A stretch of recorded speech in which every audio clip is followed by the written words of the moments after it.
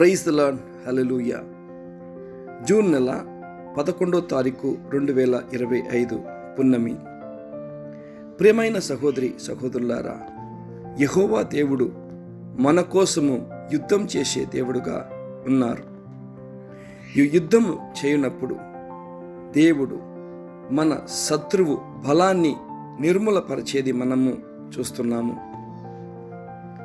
న్యాయాధిపతి పుస్తకము 4 మరియు 5వ అధ్యాయము మనము చదివినామంటే దెబోరా అనే ఒక ప్రవర్తన గురించి, ఆవిడ జీవితంలో జరిగిన యుద్ధాన్ని గురించి రాసి ఉన్నది.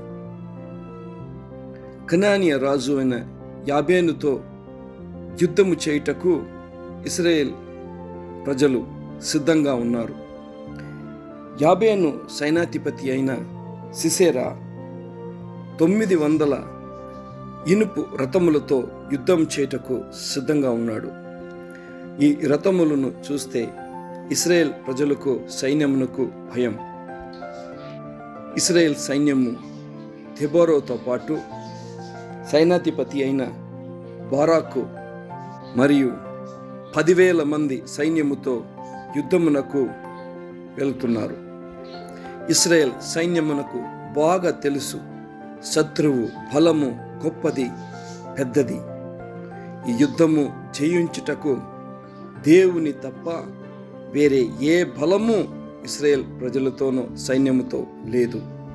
కేవలము యెహోవా దేవుని పైన నమ్మకం పెట్టే ఈ యుద్ధానికి వెళుతున్నారు. యుద్ధము జరుగుచుండగా భయంకరమైన వర్షము కురిసింది. శత్రువు ఇనుపు రథములన్నీ కూడా బురదలో ఇరుక్కున్నాయి. శత్రువు ఏని నమ్మినాడో, దేనిపైన తన బలం అనుకున్నాడో ఆ బలమే ఏం లేకుండా అయింది. ఇశ్రాయేల్ సైన్యము దిగువెళ్ళి శత్రువులందరినీ హతము చేసిరి, జయం పొందిరి.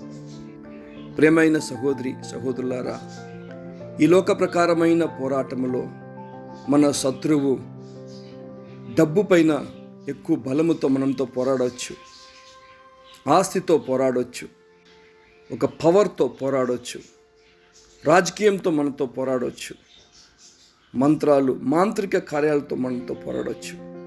కానీ నీవు దేవునిపైన ఆధారపడి ముందుకు కొనసాగుతున్నావా? నీ శత్రువు దేనిని బలమని నమ్ముకొని కూర్చున్నాడో అదే వాడికి ఏమేం లేకుండా అయి నీకు దేవుడు గెలిపించేవాడుగా ఉన్నాడు. హల్లెలూయా, ఆమేన్. ఈరోజు రాత్రి మనమందరము ప్రార్థన చేయుచుండగా దెబోరాలాగా యెహోవా దేవుని పైన ఆధారపడి మనము ప్రార్థన చేస్తాము. అవును సహోదరా, అవును సహోదరి, నీ శత్రువు దేనిని ఎక్కువ నమ్ముకొని దేనిని తన బలం అని అనుకుంటున్నాడో ఆ బలమే నిర్మూలమవుతుంది. ఆమేన్.